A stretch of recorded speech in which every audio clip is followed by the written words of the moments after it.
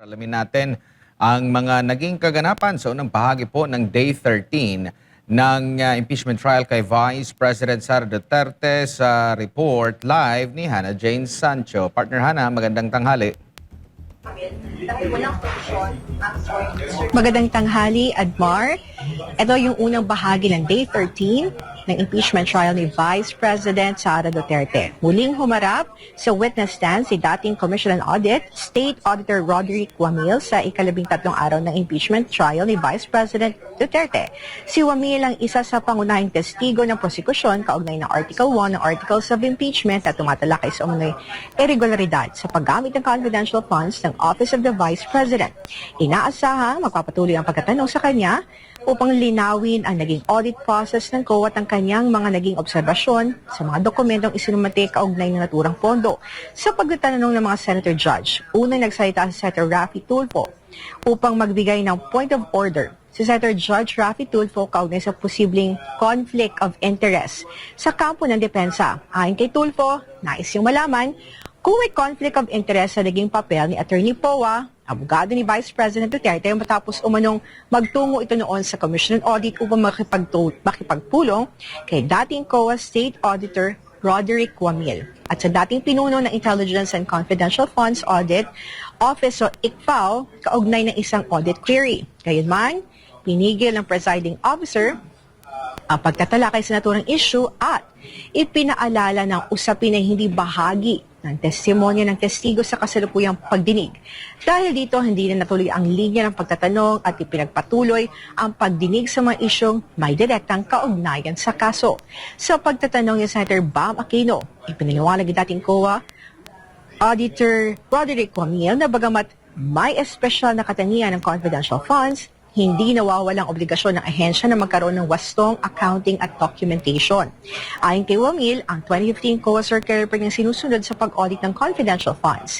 Ipinaliwanag din niya ang pagkakaiba, acknowledgement receipt at official receipt. Aniya, ang official receipt ay nagsasabing patunay ng pagbili o transaksyon, habang acknowledgement receipt ay katibayan lamang na nakatanggap ng bayad.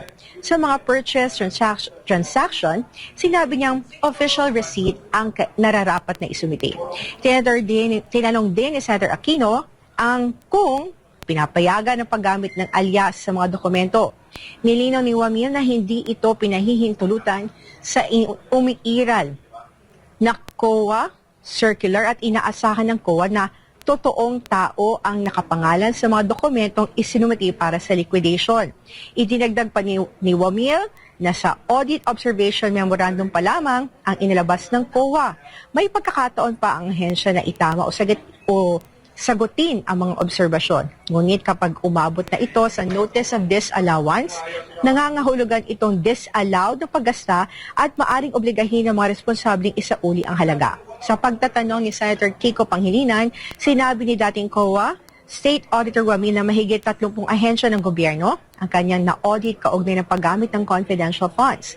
Kinumpirma ni Wamil na kinakailangan pa rin magsumiti ng official receipts at sales invoices bilang bahagi ng liquidation ng mga ginastos. Sa pagtatanong naman ni Senator Erwin Tulfo, tinanong kay dating COA Auditor o State Auditor Wamil kung bakit hindi nila hiningi ang tunay na pagkakakilanlan ng mga pangalang lumalabas sa liquidation documents, kabilang ang controversial na pangalang Piatos. Ipinaliwanag ni Wamil na ang kanilang isinasagawang audit ay isang compliance audit, alinsunod sa umiiral na COA circular. Aniya, ang pagsusuri ng COA ay nakabatay sa mga liquidation documents na isinusumiti ng audited agency at sinusuri kung sumusunod naman ito sa mga itinikdang requirements. Idinagdag pa niya na periodic o nakatakda ang kanilang audit at hindi random. Nang tanungin naman si Senator Tulfo kung bakit wala pang kasong naisampa laban sa Office of the Vice President kung may nakitang kahina-hinalang dokumento, sinabi ni Wamil na maaari lamang magkaroon ng kaukulang aksyon kapag may pinal na kautusan ang COA at hindi ito nasunod ng audited agency. O hindi ito nasunod ng audited agency. Aminado si Wamil na wala siyang personal na kaalaman sa kasalukuyang status ng naturang usapin dahil ang mga hakbang kaugnay sa posibleng pagsasampa ng kaso ay itinuturing na confidential sa loob ng COA at hindi ipinapaalam sa lahat ng empleyado ng ehensya.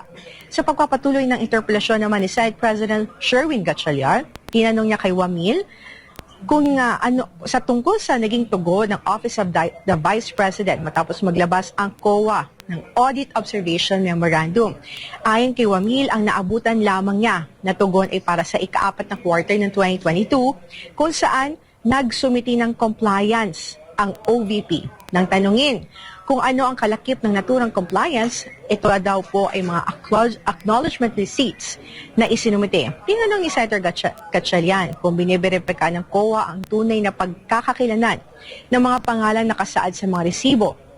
Nilinaw ni Wamil na hindi ito bahagi ng saklaw ng kanilang compliance audit dahil ang kanilang pagsusuri ay nakabatay sa mga itinakdang requirements sa ilalim ng 2015 COA Circular. Sa usapin naman ng paggamit ng aliases, sinabi ni Wamil na hindi tahasang pinapayagan o ipinagbabawal ito sa ilalim ng naturang circular. Dagdag pa niya, hindi rin matukoy ng COA kung alias o tunay na pangalan ang nakalagay sa mga dokumento kung walang hiwalay na dokumentong nagpapatunay nito. Tinalakay rin ang mga entry sa liquidation na tumutukoy sa rewards gaya ng gamot. Ayon kay Wamil, ang mga nakasaad na dokumento ay medicine, ang ipinalalagay ng COA ay gamot ang aktual na pinapalagay o palagay ng COA ay gamot na aktual na ipinapamahagi. At pati na rin sa mga acknowledgement receipts, ito ang nakadokumentong natanggap ng mga benepisyaryo. Nang tanungin mo, pinapayagan ba ito sa ilalim ng umiiral na patakaran? Sumagot si Wamil na oo. Basta't ito ay naaayon sa mga probisyon ng 2015 COA Circular. Narito ang bahagi ng pagkatanong ni Senate President Gatchalian kay Wamil. Sa ibang mga agencies na nagsasubmit ng mga ganitong rewards, no? Nagbibigay ng information and rewards. Nakita ko dito merong rewards for medicine, rewards for virus supplies. Ano siya, cash or medicine or in kind ang ibinibigay? Ang based on those documents po, since nakalagay close and open parenthesis medicine, so medicine po yung binigay. And then yung isa po, payment of rewards, close and open parenthesis various goods. So various goods po yung binigay, Your Honor. So ang ibig sabihin, may reward sila, hindi cash ang binigay, medicines at various supplies. Based on the acknowledgement receipts po, yes po, Your Honor. And that is allowed. The joint circular naman po is, wala naman po siyang naka-specify kung paano nila babayaran yung rewards for as long as yung requirements po nung circular ay fulfilled po. Sa interpelasyon naman ni Senator Judge Joel Villanueva, tinanong siya ni dating COA State Auditor Roderick Wamil tungkol sa audit standards sa ginagamit ng pagsusuri ng confidential funds ng Office of the Vice President. Kinumpirma ni Wamil na alam niya ang international standards of Supreme Audit Institutions, pagamat sinabi niyang hindi siya pamilyar sa particular na ISSAI 100. Nilinaw rin ni Wamil na hindi nila personal na sinusuri o bini-verify sa aktual ang bawat transaksyon. Aniya, document-based ang isinasagawang audit ng COA kung saan lahat ng isinumiting dokumento ay sinusuri at kinukumpare sa mga acknowledgement receipt. Idinagdag niya na kinakailangan ng official receipt kapag ang binibiling produkto ay direktang nagmumula sa supplier. Binigyan diin naman ni Senator Villanueva na may mga pagkakataong lalo na ng mga sensitibong transaksyon para sa intelligence o confidential operations. Walang industriya o supplier na maglalabas ng resibo para sa mga impormasyong kanilang ibinibenta. Bilang tugon, iginit ni Wamil na nakabatay lamang sa mga dokumentong isinusumiti ang kanilang audit. Nang tunangin tungkol sa audit team, sinabi ni Wamil na siya ang nagsasagawa ng audit, habang ang kanyang division chief ang nagre-review ng kanyang findings. Aniya, walang naging pagbabago sa nilalaman ng Audit Observation Memorandum kumpara sa draft nito. Ipinaliwanag din ni Wamil na ang naging pag-usad ng audit, aniya, hanggang notice of suspension lamang ang kanyang naabutan at hindi na siya ang nagproseso ng notice of disallowance. Ayon sa kanya, Sa AOM, wala pang sapat na documentary evidence. Ngunit, pagsapit sa Notice of Suspension, nakita na ng COA ang mga dokumentong may kaugnayan sa pagbabayad ng rewards. Kabilang ang mga purchase na walang kalakip na sales invoice at official receipt. Kayun din, ang ilang acknowledgement receipts na may petsang December 2023 at iba naman na walang nakasaad na petsa. Sa interpellation naman ni Senator Judge Robin Padilla, higit na nakatuon ang kanyang mga tanong sa karanasan at pananaw ni dating COA State Auditor Ramil kaugnay ng confidential operations. Una, tinatanong ni Senator Padilla ang personal na background ni Ramil, kabilang kanyang pinagmulan, paninirahan, pinag-aralan at mga lugar na kanyang napuntahan. Kinumpirma ni Wamil ay pinanganak siya sa Nueva Ecija, kasalukuyan nakatira sa Maynila at nagtapos sa Central Luzon State University. Sinabi rin niya na nakapunta rin siya sa iba't ibang bahagi ng bansa, kabilang na yung BARM at Camarines Sur. Nang tanungin kung batid niya ang pangangailangan ng mga komunidad sa kabundukan, pagdating sa gamot, sinabi ni Wamil na wala siyang sapat na kaalaman. Ganito rin ang kanyang tugon nang tanungin kung may personal siyang kaalaman hinggil sa sitwasyon sa terorismo. Tinalakay rin ang proseso ng audit. Ang pinaliwanag ni Wamil na yung Audit Observation Memorandum ay bahagi lamang ng paunang audit process at hindi pa ito pinal na konklusyon ng COA. Nahinga naman ni Senator Padilla ang kanyang opinyon kung dapat bang magpakilala ang isang intelligence o confidential agent, tumanggi si Wamil na magbigay ng personal na opinion dahil hindi ito saklaw ng kanyang tungkulin bilang auditor. Sa huli, nang tanungin siya kung ano ang kanyang definasyon sa confidential, sinabi ni Wamil na ito ay unclassified. Narito ang naging bahagi ng pagkatanong ni Senator George Padilla sa dating COA State Auditor. Ano pong definisyon niya ng confidential? Based on the joint circular po, ang confidential expenses ay yung... Hindi po expenses, confidential lang po. Bilang kayo po ay abogado, ano pong pagkakaintindi niyo sa confidential? classified po, Your Honor. Sa interpretasyon naman ni Senator Judge Amy Marcos, nilinaw ng dating COA State Auditor ang ilang mahalagang issue kaugnay sa findings ng COA laban sa Office of the Vice President. Ayon kay Marcos, kung may naging findings ng COA na peke o gawa-gawa ang laman ng AR na isinumiti ng OVP. Ayon kay Wamil, wala silang naging findings sa nagsasabing peke ang mga naturang dokumento. Kinumpirma din niya na sa Audit Observation Memorandum, hindi rin itinaas ng COA bilang issue ang mga pangalan nakasaad sa mga acknowledgement receipts. Ipinalawanag din ni Wamil na kapag umabot na sa Notice of Disallowance, may kaakibat na itong obligasyong isaoli o i-restitute ang disallowed na halaga. Dagdag pa niya, kahit umabot pa ang usapin sa Korte Suprema, ang desisyon ng COA ukol sa restitution ay hindi otomatikong nawawalan ng bisa dahil lamang sa paghahain ng petisyon at ang pagtalakay ng Korte Suprema ay hindi na nakatuon sa muling pagbusisi ng factual findings o factual matters. Tinanong din ni Marcos kung sa Notice of Suspension na may nakasaad bang ginamit sa personal o kapakinabangan ang confidential funds o may pahayag na ninakaw ang pondo. Nilinaw ni Wamil na wala siyang maaring sabihin sa ganitong konklusyon dahil magiging presumption lamang ito at wala rin nakasaad sa Notice of Suspension sa ninakaw para sa personal na interes ang naturang pondo. Ipinaliwanag naman ng presiding officer, Cheese Escudero, na ang desisyon ng COA ay executory o maipatutupad, ngunit hindi pa ito itinuturing na pinal kung maaari ba itong iapila sa Korte Suprema. Binanggit din niya na kung maglalabas ang Supreme Court ng Temporary Restraining Order, maaari nitong pigilan ang pagpapatupad ng desisyon habang dinidinig ang apela. Sa pamamagitan nito nilinaw ni Escudero ang pagkakaiba ng isang desisyong executory at ang isang desisyon ganap ng pinal at appealable sa ilalim ng proseso ng batas. Sa kanyang paglilinaw, kinwestiyon din ni Escudero ang ilang bahagi ng testimonya ni dating COA State Auditor Wamil. Particular na ang mga halagang nakasaad sa audit findings. Napansin ni Escudero na hindi nagtutugma ang kabuang halaga na binanggit ni Wamil sa naunang bahagi ng kanyang testimonya. Na sa paliwanag ni Wamil ay typographical error lamang ito at naiwang hindi na isama ang isang 10 million sa unang total. Tinanong din ng presiding officer kung bakit nagbabago ang isang halaga mula doon sa mahigit 10 million tungo sa 10 million. Sinabi ni Wamil na ito ay naging correction sa dokumento.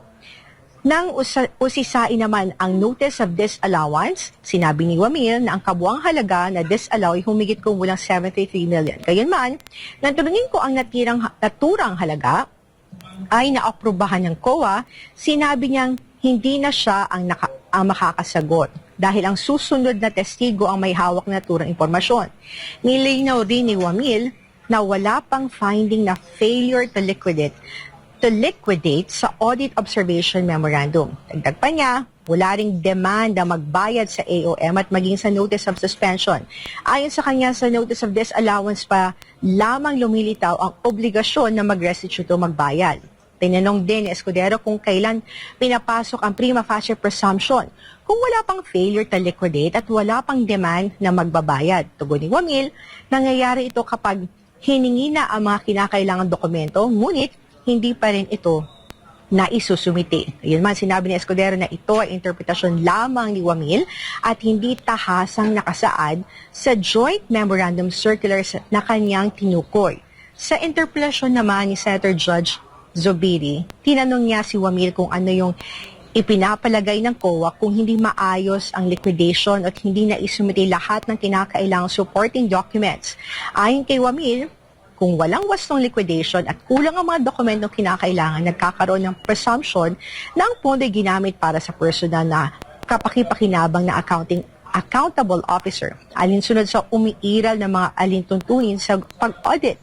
Gayunman, mahalagang tandaan na ang pahayag na ito ay tumutukoy sa audit presumption na ginagamit ng COA sa proseso ng pag-audit at hindi pa ito katumbas ng pinal na hatol o deklarasyon sa pananagutan o deklarasyon ng pananagutang kriminal na nananatiling saklaw ng kasalukuyang legal na proseso.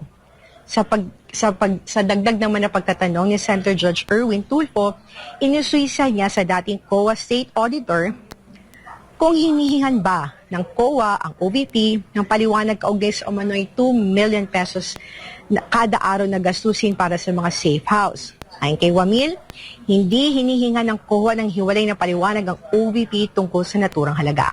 Ipinanawalag niya na wala kasing itinakdang spending threshold o limitasyon sa joint circular pagdating sa halaga na maaring gastusin para sa mga aktibidad ng may kaugnayan sa confidential funds.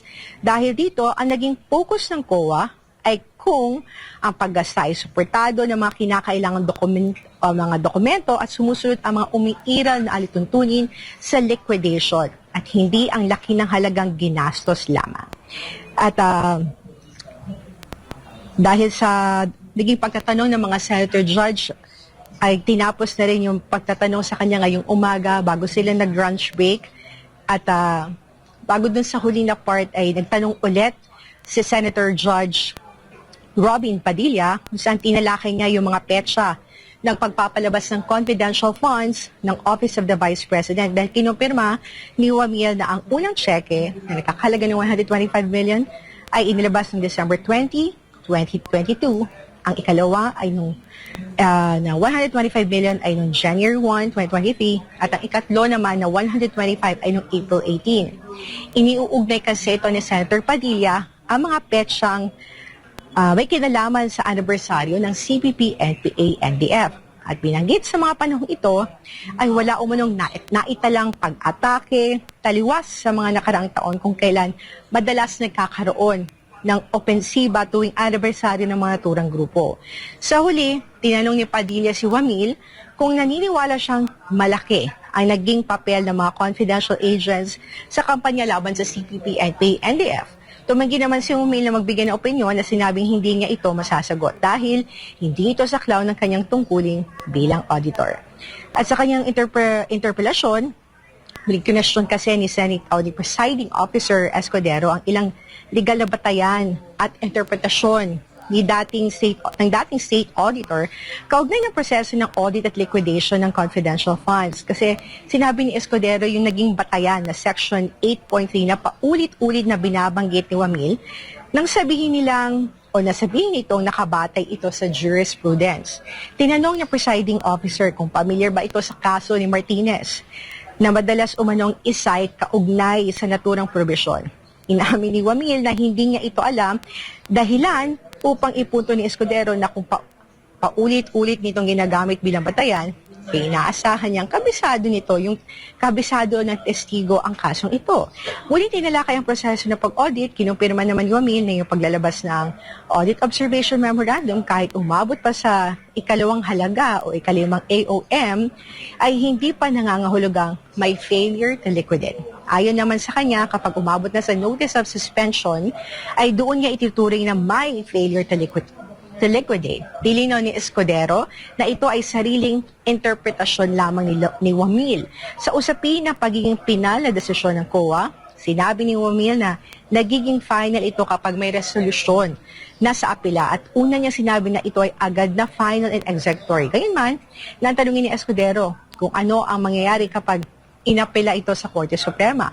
Kinilala ni Wamil na hindi pa ito ganap na final o ganap na final habang may nakabingbing judicial review. Tinalakay rin ang Section 8.3 hinggil sa requirement ng prima facie evidence. Bilang batayan ng pag-refer ng kaso, nang tanungin kung ang demand na tinukoy sa probisyon ay demand to restitute o demand to comply. Sinabi ni Wamil na nasa Audit Observation Memorandum ay kahilingan lamang na magsumite ng mga kinakailangan documents at hindi pa demand para mag-restitute ng pondo. Dahil dito, ipinunto ni Escudero na bagamat may demand ng magsumite ng dokumento sa AOM, wala pa ring findings ng failure to liquidate sa yugtong yun. Sa muli, natanungin kung otomatiko bang final ang desisyon ng COA kapag walang inihain na apela, sumagot si Wamil ng oo, ngunit nilinaw niyang may iba't ibang aspeto sa pagiging final desisyon ng COA. Depende sa yugto at proseso ng kaso. Nagtapos ang pagharap sa impeachment court ni dating COA State Auditor Roderick Wamil. Lunch break ngayon at magre-resume ng bandang 1:00 at haharap naman si Zailin Maydal Ocampo, ang kasalukuyang State Auditor ng Commission on Audit sa ilalim ng Intelligence and Confidential Funds Audit Office, siyang susunod na haharap bilang witness ng House Prosecution. Mark? Maraming salamat. Yan po ang mga naging kaganapan sa unang bahagi po ng Day 13 ng impeachment trial kay Vice President Sara Duterte.